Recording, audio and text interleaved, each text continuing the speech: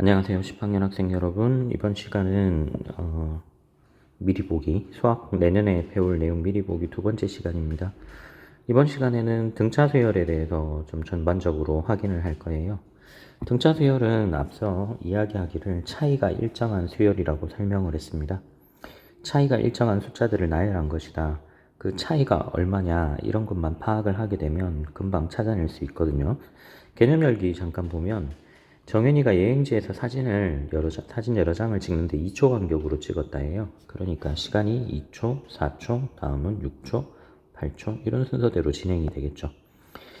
자, 그래서 여기에 나오는 이 시간 자체를 다음과 같이 숫자대로 표현을 합니다. 2, 4, 6, 8, 10, 12 이렇게 찍어 나가게 되면 이 각각의 숫자들 사이에는 항상 일정한 차이인 이만큼이 나타나게 돼요. 그래서 이때 얻어지는 이 항상 일정한 차이를 공차라고 이야기를 합니다. 그러니까 이 공짜는 공통된 이라는 의미고요. 차는 차이를 뜻해요. 여기 영어를 보면 common difference라고 되어 있죠. 그래서 통상적으로 이 공차를 D라고 표현을 많이 합니다. 그러면 이것이 첫 번째, 두 번째 항, 세 번째, 네 번째, 우리가 앞서 항이라는 표현을 썼는데 n번째 항은 어떻게 표현이 될 것이냐에 대한 설명을 보면요. n번째 항에다가 공차를 더하게 되면 그 다음번 항이 만들어진다 하는 식이 만들어지게 돼요. 이 식을 나중에 이름을 붙이기를 점화식이라는 이름을 붙이게 됩니다. 말 그대로 점점 변화하는 식이죠. 항과 항 사이의 관계를 설명하는 식이고요. 보통 이 식에서 n번째 항을 이항을 하면 n 플러스 1번째 항에서 n번째 항을 뺀 차이가 항상 n 값에 상관없이 일정하더라 라고 하는 이건 항등식이 되는 거죠. 예, 항등식이 만들어진다. 이렇게 볼 수도 있어요. 내용은 간단합니다. 그러니까 좀 빨리빨리 가볼게요. 등차 수열 5, 3, 1, 마이너스 1, 마이너스 3 이건 지금 항과 항 사이의 차이가 모두 다 마이너스 2만큼씩이죠. 2씩 줄여나가서 얻어지는 거다. 그래서 공차가 마이너스 2다. 문제 1번도 쉽게 찾을 수 있을 거예요. 1이 4가 되고 4가 7이 되고 7이 10이 되고 10이 13이 되고 이건 3만큼 차이가 생기고요. 그 다음번엔 3분의 1씩 줄여간다는 게 보이죠. 자, 이렇게 공차를 찾아주면 됩니다. 이걸 이렇게 빨리 쓰는 이유가 있어요. 조금 이따가 다시 한번 설명을 할게요. 등차 수열에 그러면 일반항을 구하는 건 어떤 거냐. 자, 첫 번째 항을 A라고 합시다. A. 그 다음 두 번째 항은 첫 번째 항에다가 공차 하나를 더하죠. 세 번째 항은 두 번째 항에다 공차 하나를 더하기 때문에 위에서 봤던 결과를 가져오게 되면 첫 항에다 공차를 두 개를 더하게 돼요. 네 번째 항은 세 번째 항에 공차를 더하는데 세 번째 항이 a 플러스 1이기 때문에 a 더하기 3d로 표현이 됩니다. 그럼 여기서 얻어낼 수 있는 규칙성을 찾아보면 첫 번째 항은 첫 번째 항만 있고요. 두 번째 항은 공차가 하나가 있어요. 공차가 한 개. 두 번째 항은 공차가 하나. 세 번째 항은 공차 두 개를 더해주면 되고 네 번째 항은 공차 세 개를 더해주면 돼요. 그래서 이것이 n번째 항까지 이동하게 되면 첫 번째 항에다가 공차가 n-1개만큼이 더 붙게 됩니다. 그래서 전체 개수를 보면 a 하나, a 한 개, d가 n-1개니까 전체 더해진 항의 개수는 이건 n개죠. 그러니까 이런 말이에요. 한 개, 두 개, 세 개 해서 이게 n개까지 더한다. 그러므로 a에다 n-1개의 공차를 더한다. 이렇게 표기가 된다는 뜻이에요. 이건 이제 기억하라는 거고요. 이걸 기반으로 해서 아래쪽에 문제가 주어져 있습니다. 일반항을 찾는 문제예요. 첫 항과 공차를 줬을 때 어떻게 될 거냐. 그 다음 그냥 수열 자체가 나열되어 있을 때 어떻게 찾을 거냐. 문제 3번은 첫 번째 항이 25고 공차가 마이너스 3일 때 일곱 번째 항이 얼마냐. 뭐 마이너스 2는 몇 번째 항이냐. 이렇게 물어보는 것들이에요. 그럼 예를 들어서 이 중에서 네 번째 문제를 한번 보겠습니다. 첫 번째 항은 30이죠. 공차는 4만큼 줄어든다는 걸 알 수 있어요. 따라서 n번째 항은 첫 번째 항 더하기 n-1 곱하기 공차가 됩니다. 식을 전개해보면 마이너스 4n 플러스 34가 되죠. 간단하죠? 두 번째, 문제 3번을 보면 첫 항이 25, 공차가 마이너스 3, 일곱 번째 항을 구하세요. 1번 문제를 볼게요. 그럼 일곱 번째 항은 첫 번째 항에다가 공차를 6개를 더해주면 됩니다.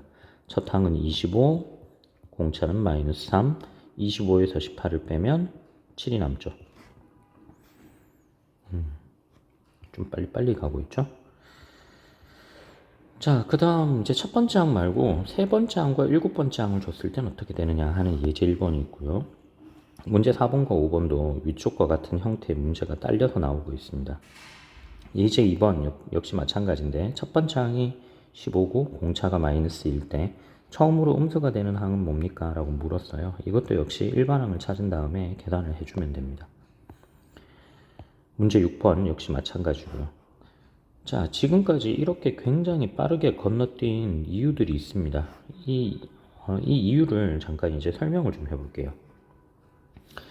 여러분들 등차 수열이라고 하는 것에 대해서 다시 앞으로 약간 돌아가서요. 이 등차 수열에 대해서 잠깐 생각을 좀 해볼 텐데, 이걸 좌표 평면에다가 점을 찍을 거예요. 왜냐하면 앞서 우리가 수열이라고 하는 것을 정의를 할 때 수열은 자연수에서 실수로 대응하는 함수이다. 이렇게 정의를 했었죠. 그래서 이걸 함수 관계로 한번 찍어 보려고 해요. 예를 들어 봅시다. 자, 첫째 항이 1이에요. 자, 첫 번째 항은 1, 1,1입니다. 이렇게 점을 찍어요. 색깔을 바꿔서 점을 찍겠습니다. 두 번째 항은 7이에요. 두 번째 항은 7. 두 번째는 7. 그림을 조금 더 크게 그렸어야 되네요. 여기를 살짝 지우고 길게 가져가 봅시다.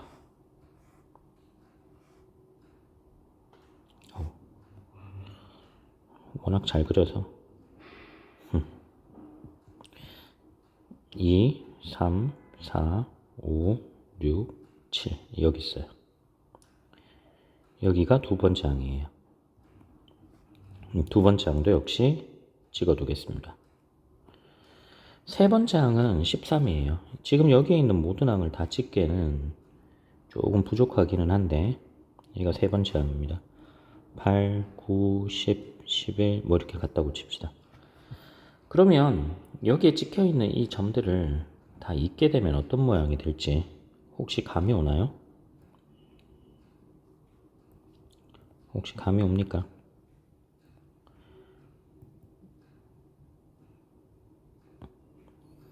(7, 8, 9, 10입니다. 8, 9, 10, 11, 12, 13 이렇게 되죠. 이렇게 점을 연결해서 찍게 되면 이게 특징이 있어요. 아마 눈치챈 친구들이 있을 텐데 이건 직선 위쪽에 이 점들이 찍혀 있게 됩니다. 이 점들을 이렇게 연결하게 되면 동일한 직선 위에 놓여 있게 돼요. 왜 그런지 이유는 간단하죠. 1 증가할 때 6만큼 증가했거든요. 1 증가할 때 6만큼 증가한다. 그러니까 X축 방향으로, 즉 아래쪽 집합을 우리가 앞서 여기 아래쪽 집합이 이게 자연수 집합이잖아요. 이게 정의역입니다. 그럼 찍혀 나오는 이 1, 7, 13, 19, 25 이건 치역의 원소들이 되죠. 여기 있는 값들은. 이건 실수에 있는 이건 치역이에요. 결론적으로 등차 수열이라고 하는 것은 이것은 1차 함수 위에 찍혀 있게 된다. 1차 함수 위의 점이다. 뭐 다른 말로 하면 직선의 방정식 위의 점이다. 이렇게 설명할 수 있죠.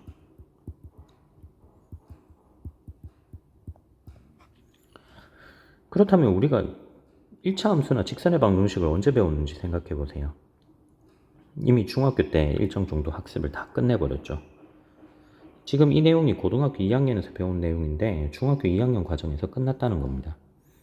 그러면 기본적으로 직선이라고 하는 것은 우리가 뭘 가지고 찾았냐? 형태를 잠깐 보세요. y는 ax 더하기 b의 모양인데 a는 기울기라고 표현을 하고요. b는 y절편이라고 표현을 했습니다. 기울기와 y절편 이 두 가지를 가지고 찾는다. 또 다른 경우는 직선을 찾으려면 두 점의 좌표가 있으면 찾아낼 수도 있죠. 이렇게도 표현하죠. 한 점과 기울기가 주어져 있으면 문제를 풀 수도 있다. 이게 다 마찬가지예요. 이게 다 직선을 찾기 위한, 직선의 방정식을 찾아내기 위한 건데, 우리가 앞서 봤던 이 공차가 그러면 의미하는 것이 도대체 뭘까? 이 공차의 의미가 뭘까요? x값이 1 증가할 때 y값은 6 증가한다. 어디서 많이 들어본 말이잖아요. 그러니까 이 말의 의미는 이 공차라고 하는 것이 바로 직선에서는 기울기의 역할을 하는 거다. 이런 뜻이에요. 그러면 각각의 항들은 뭐냐? 첫 번째 항은 1입니다. 정의역 1. 두 번째 항은 1. 두 번째 항은 2. 지금 말이 꼬였어요. 1,1이란 점이고 두 번째 항이 7이란 말은 2,7이라는 점으로 의미해요. 그러니까 두 점 주어지면 직선의 방정식을 구할 수 있죠. 따라서 등차 수열의 일반항을 구한다고 하는 것은 결론적으로 직선의 방정식을 찾는 것과 같아요. 자, 그러면 위쪽에도 한번 정리를 해봅시다. 자, 이게 무슨 말인지. 금방 공차는 뭐가 된다 했는가 하면 공차는 기울기하고 같은 개념이라 했어요. 기울기. 그러면 A는 뭐냐? A1, A2, A3 이런 것들은 점을 의미하죠. 이건 점을 알려준다. 예를 들어서 A 같으면 1,A라는 점을 의미합니다. 이렇게. A2라고 하는 것이 있으면 이 A2는 2,A2라는 점을 의미해요. 이런 말들이에요. 그럼 마지막 일반항은 뭘까? 일반항은 바로 직선의 방정식이죠. 직선의 방정식에서 이거 Y 역할을 하는 거예요. 이해가 되나요? 자, 그럼 이게 맞는지 한번 봅시다. 우리가 알고 있던 이렇게 두 점만 가지고 와서 한번 볼게요. 1,1을 지나고 기울기가 6이다. 그러면 직선의 방정식 우리가 알고 있기는 y-1은 기울기 6 곱하기 x-1 다시 쓰면 y는 6x 마이너스 6에 플러스 1이니까 마이너스 5 이렇게 나타나잖아요. 그러면 일반항을 한번 찾아볼게요. 자, 일반항 찾아봅시다. 우리가 알고 있는 일반항 n번째 항은 첫 번째 항에다가 n-1 곱하기 공차를 더하죠. 자, 첫째 항은 1이고요. 공차가 6이었어요. 그러면 식은 6n-5가 되죠. 6n-5, 6x-5. n이라고 하는 것이 바로 x를 의미한다. 왜냐, 직선에서는 정의역이 실수인데 수열에서는 자연수니까요. 자, 그래서 최종 결론입니다. 등차 수열은 1차 함수 위의 자연수점이다. 그리고 여기서 자연수는 정의역에서의 자연수를 뜻해요. 자, 그럼 문제 3번도 똑같이 해결을 한 건지 한번 봅시다. 가능한지. 첫 번째 항이 25예요. 그럼 이건 1,25라는 점이에요. 공차가 마이너스 3이라는 것은 기울기가 3이라는 이야기입니다. 우리가 보통 m이라고 많이 썼죠. 그러면 직선의 방정식은 y-25는 기울기 마이너스 3 곱하기 x-1. 즉 y는 마이너스 3x 3에서 25를 더했으니까 28 이렇게 되거든요. 일곱 번째 항을 구하십시오. x에 7 대입하라는 이야기입니다. x에 7을 대입하게 되면 7을 대입하면요. 마이너스 21 플러스 28이니까 7이 나오죠. 이렇게 일치하는구나. 마지막 문제도 쉽게 풀리죠. 여러분들 머릿속에 남기고 싶은 게 이거예요. 앞으로 배울 내용도 마찬가지인데 등차 수열이라고 하는 것은 바로 직선의 방정식과 동일한 거다. 완전히 동일한 것이 아니고 여기는 자연수에서 실수로의 대응, 이쪽은 실수로의 대응이죠. 이쪽은 실수에서의 실수로의 대응. 그러니까 이 등차 수열이 직선 위에 놓여 있게 된다. 그럼 예제 1번도 쉽습니다. 세 번째 항이 11이에요. 3,11. 일곱 번째 항은 23. x축 방향으로 4 증가할 때 y축 방향으로는 12 증가했어요. 이건 기울기가 3이죠. 그럼 여기선 공차가 3이라는 이야기입니다. 공차가 3이기 때문에 이렇게 표현하면 되겠네요. n번째 항은 3n으로 일단 시작을 해요. 1차 형태니까 기울기 곱하기 문자 더하기 상수항이죠. 3 대입했을 때 11이 돼야 되니까 n에 3을 대입했을 때 11이 되려면 2가 되면 돼요. 바로 찾았죠. 한 번에 계산할 수 있다. 아래도 한번 볼까요? 두 번째 항이 10번째 항이 됐습니다. 8 증가할 때 마이너스 6이 26이 됐어요. 32 증가했어요. 기울기가 4라는 이야기예요. 공차가 4입니다. 따라서 n번째 항은 4n으로 시작해요. 직선이었으면 4x로 시작했겠죠? 거기다가 두 번째 항이 마이너스 6이랍니다. n에 2를 대입했을 때 마이너스 6이 되려면 8에서 14를 빼면 마이너스 6이 되죠. 이렇게 나온다는 거예요. 우리가 보통 알고 있던 방식대로 쓰면 이렇게 되죠. n번째 항은 첫째 항 더하기 n-1 곱하기 공차. 첫 번째 항은 첫째 항이 얼마지? 계산을 따로 해야 되죠. 첫째 항 찾아주고 D 찾아주고. 근데 그것보다는 훨씬 쉽다는 겁니다. 자, 예제 2번도 이렇게 문제를 풀면 마찬가지예요. 첫째 항이 마이너스 15, 공차가 마이너스 2. 그러면 n번째 항은 마이너스 2n 하고 시작을 할 거예요. 첫째 항이니까 n에 1 대입해서 15가 되려면 17만큼이 필요한 거죠. 이 값이 처음으로 음수가 된다. 그러면 2n이 17보다 크니까 n이 8.5보다 커야 돼요. 이건 9번째 항일 겁니다. 거의 중학교 때 배웠던 내용 정도만 가지고도 쉽게 문제가 풀리죠. 그래서 이 부분을 설명을 한 거예요. 자, 다음 내용은 이제 등차 중앙에 대한 내용입니다. 세수 ABC가 이 순서대로 등차 수열을 이룰 때 B를 A와 C의 등차 중앙이라고 합니다. 이런 말이에요. A, B, C가 순서대로 등차 수열을 이룹니다. 그러면 A에서 공차를 더하면 B가 되고 B에서 공차를 더하면 C가 된다. 그러니 B는 A와 C에 대해서 A를 B-T로 C를 B 플러스 T로 표현을 하게 되면 이때 B라고 하는 것은 결국은 이 세 개의 숫자의 가운데에 놓여 있게 되죠. 우리가 보통 이것을 앞서 산술평균이라고 이름을 붙였습니다. 여러분들에게 설명을 할 때 이 산술평균은 덧셈의 평균이다 라는 이야기를 썼죠. 예. 그래서 이 덧셈의 평균이라는 말은 결국은 어떤 의미의 직선이 놓여 있을 때 일정한 간격에 놓여 있게 되면 이 가운데 있는 값의 함수값이 나머지 둘의 함수값에 대하여 같은 거리를 갖는다.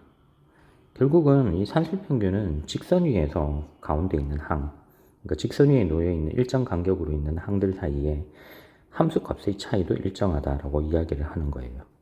그 말을 이제 떠올리시면 됩니다. 그래서 결론은 등차 중앙은 바로 산술평균이다. 자, 이렇게만 이제 기억을 하면 이 가운데도 쉬워요. x는 2와 14의 산술평균입니다. 더하면 16이니까 x는 8이죠. 14와 26 더하면 40이니까 y는 20이 될 거예요. 이때 공차는 바로 6이 될 겁니다. 두 번째도 마찬가지. 역시 등차 수열이니까 10과 2의 평균값이면 6, 2와 마이너스 6의 평균값이면 마이너스 2. 이때는 공차가 마이너스 4가 되는 걸 확인할 수 있죠. 자, 문제 8번도 역시 마찬가지고요. 등차 수열 만드는 아래쪽 수학영역 기록기 문제도 마찬가지입니다. 조금 빨리 간다고 했습니다. 자, 이제 마지막 내용은 등차 수열의 합을 어떻게 구합니까 하는 거예요. 등차 수열의 합을 구한다. 왜 굳이 수열의 합이라고 하는 것을 구할까? 여기는 이제 어떻게라는 표현이 붙었는데 어떻게가 아니고 여기서 이제 어떻게에 대한 설명인데요. 등차 수열의 합은 왜 구할까? 여기서 등차를 떼버리고 요만큼만 잘라서 읽으면 수열의 합은 왜 구할까가 돼요. 수열의 합을 구하는 목적은 우리가 앞서 그 아르키메데스 이야기를 잠깐 했었는데 그쪽과 좀 연관성이 있습니다. 이 수열의 합이라고 하는 것이 지금 여기서는 어떤 제한된 범위 안에서의 합을 뜻해요. 10번째 항까지 합을 구하십시오. 50번째 항까지 합을 구하십시오. 그런데 이것이 50번째 항이 아니고 100번째 항, 1000번째 항, 10,000번째 항 이것이 점점 늘어나게 된다면 결국은 그것은 좀 무한에 가까운 것은 무언가를 더하게 된다면 그거는 무엇을 의미하게 될 것이냐. 이게 나중에 그 구분구조법의 기초가 돼요. 구분구조법이란 말 처음 들어보죠. 이 구분구조법이라고 하는 것에서부터 출발해서 태동이 된 것이 바로 정적분입니다. 그 적분 중에서 제한된 범위 어떤 함수가 있고요. 그 함수에 대해서 일반적인 형태가 아니고 어떤 제한된 범위에서 그 도형에 대한 적분값을 구한다 하는 것하고 연관이 있습니다. 이렇게 이제 건너뛰어가는 과정입니다. 결론은 적분의 중간 과정이라고 봐도 돼요. 그렇기 때문에 지금 여기서는 굳이 수열의 합이라는 것을 배우게 됩니다. 이 수열의 합과는 요 모양 자체, 요 등차 수열의 모양 자체 이야기를 하면 빼놓지 않고 늘 이야기 나오는 사람이 가우스입니다. 아마 여기 아래쪽 어딘가에도 등장하지 않네요. 예. 수학의 왕이라고 불리는 가우스가 어릴 때 이 문제를 풀었다고 하죠. 학교에서 선생님들이 아이들이 떠들고 있으니까 그 아이들을 조용히 시키기 위해서 얘들아 1부터 100까지 한 번 더 해봐라 했더니 그 말이 떨어지자마자 가우스가 5050이라고 답을 합니다. 선생님이 물어봤어요. 가우스에게 어떻게 해서 5050이라는 답을 구했니? 라고 하니까 가우스가 이렇게 설명을 합니다. 1부터 100까지 표현된 걸 한 번은 뒤집었습니다. 100, 99, 98 이렇게 거꾸로 쓰다 보면 가장 마지막은 1이 되겠죠. 그런 다음 이 두 개의 값을 더한답니다. 자, 더합니다. 2를 더하면 101, 2를 더하면 101, 2를 더하면 101. 결국은 이 101이라는 값을 차례대로 더하는 것과 같다라예요. 근데 이 101이 몇 번 사용이 됐는가 하면 한 번, 두 번, 세 번, 100번 쓰였죠.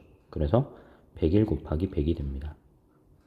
101 곱하기 100은 1100인데 똑같은 값을 한 번, 두 번 더했기 때문에 결론적으로는 이 값을 2로 나눠주면 된다는 거예요.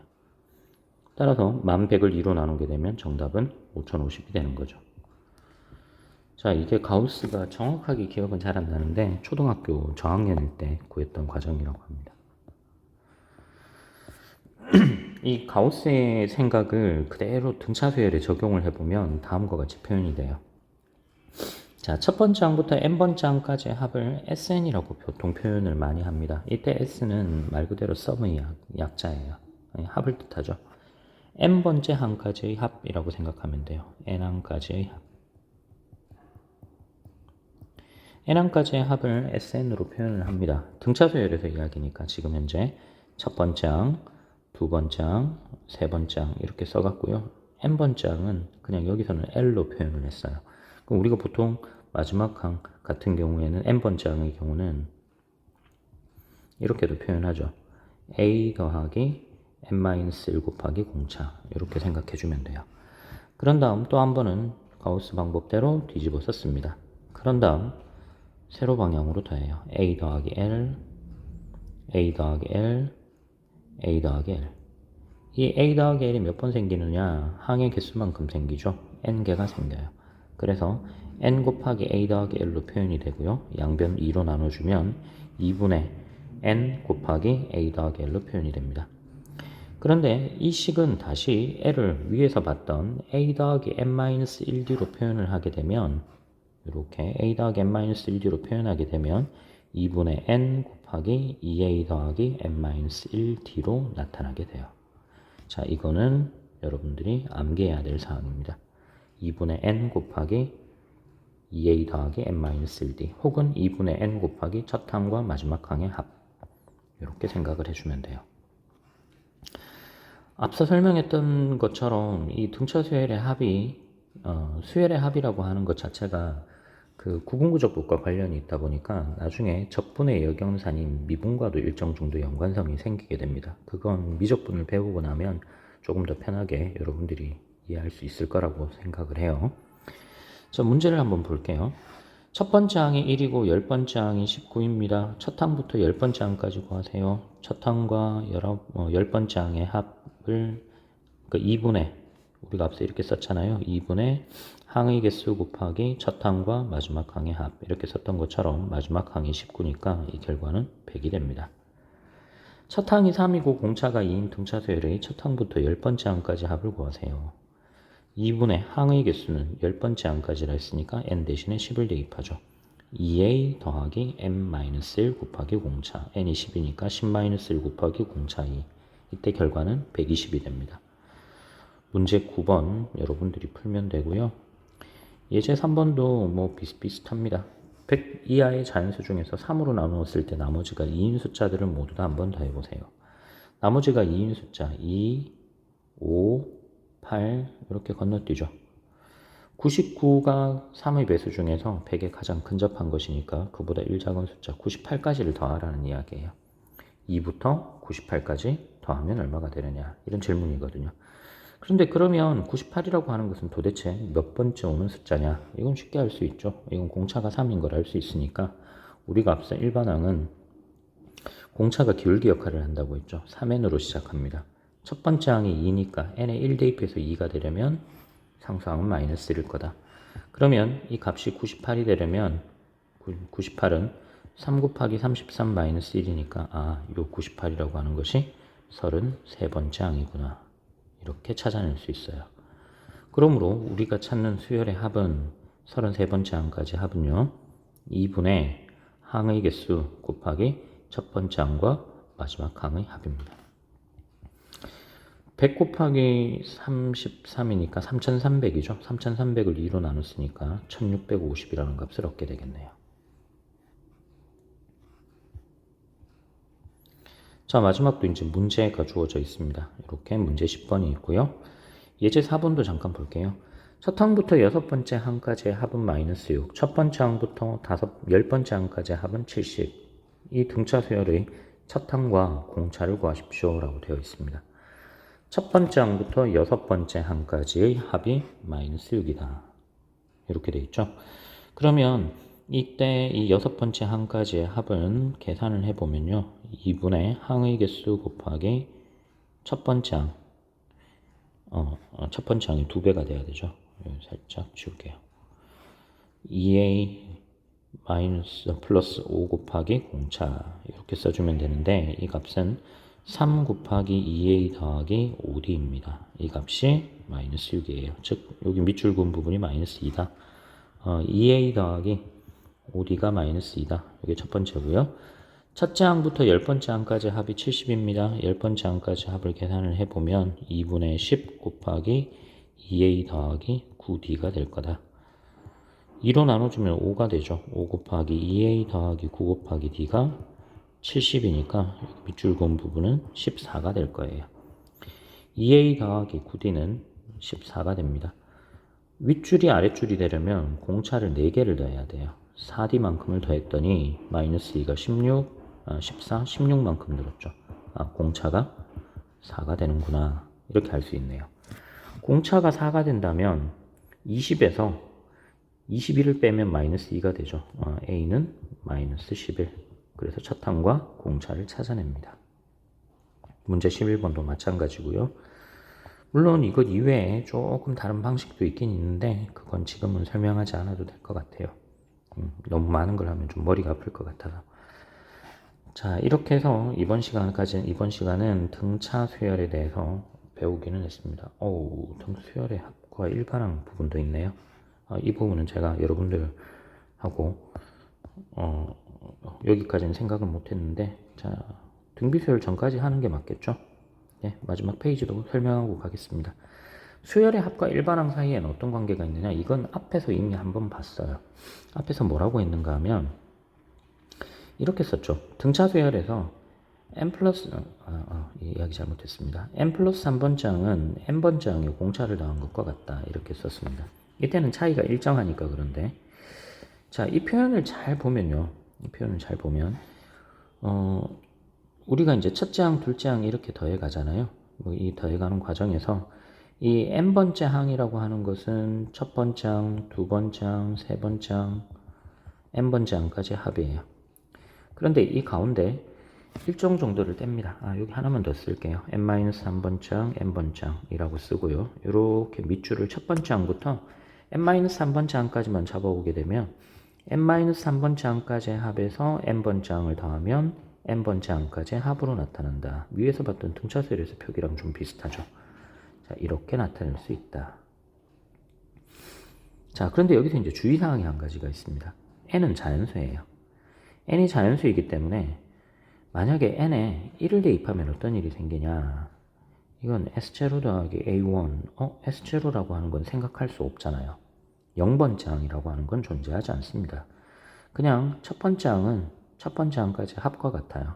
첫 번째만 예외가 있고 나머지는 두 번째 항 이상부터는 이 식을 따르게 되죠.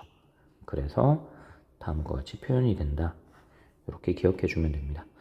또 하나 여러분들이 생각해 줬으면 좋겠는 게 A가 수열이었던 것처럼 이 n번째 항까지의 합이라고 하는 것들도 또 하나의 수열이라고 생각해 줘도 좋아요. 첫 번째 항까지의 합, 두 번째 항까지의 합, 세 번째 항까지의 합, 네 번째 항까지의 합, 이와 같이 표현되는 것들도 또한 이것도 수열로 생각할 수 있더라. 이걸 수열이라고 생각을 하고 문제를 보게 되면 조금 쉽게 나타날 수도 있습니다. 예제 5번의 경우 일반항 찾는 문제인데 이 일반항 찾는 문제는 케이스가 이렇게 첫 번째 경우하고 두 번째 경우로 나눠야 돼요. 근데 위에서 봤던 이 표기 있죠. 만약에 이게 첫 번째 항부터 적용이 된다면 S1은 S0 더하기 A1이다. 이게 S0가 가상의 값이기는 한데 이 가상의 값인데요. 이 가상의 값이 이게 0이 돼버리면 요 두 번째부터 적용됐던 이 규칙이 첫 번째부터 적용된다고 볼 수도 있죠. 그래서 그걸 이용하게 되면 가상의 값을 한번 계산을 해보죠. 0제곱 마이너스 2 곱하기 0은 0이니까 이건 가상의 값이 0이 되기 때문에 첫 번째 항부터 적용되는 것이다 라고 판단해도 좋아요. 이 케이스는. 근데 가끔 가다가 문제를 이렇게 고쳐주는 경우도 있습니다. 이렇게 줘버리면 이건 달라지죠. 위쪽은 등차 수열이 되는데요. 이 A 수열이 원래 수열이 등차 수열이 되는데 합 구하기 전이 이건 등차 수열이 아니에요. 이건 두 번째 항부터 등차 수열이 됩니다. 이유는 요 1 때문에 그래요. 그 다음 또 하나. 이거 미분 배운 친구들은 이 문제를 조금 더 쉽게 풀 수 있습니다. 어떻게 푸는가 하면 이건 미분하면 되거든요. 이 미분하면 시작이 2n으로 시작하게 되죠. 그래서 여기서도 2n으로 표기가 됩니다. 이건 미분 배우고 난 다음에 찾아낼 수 있는 방법이에요. 자, 이 부분까지는 여러분들에게 설명하진 않겠습니다. 나머지 문제는 여러분들이 시간이 날 때 한번 천천히 풀어가 보시기 바랍니다. 어디까지나 지금은 미리 보기 형태이기 때문에 자세한 내용에 대한 설명은 하진 않을게요. 자, 이번 시간도 수업 듣느라 고생 많았습니다. 다음 시간에 봅시다.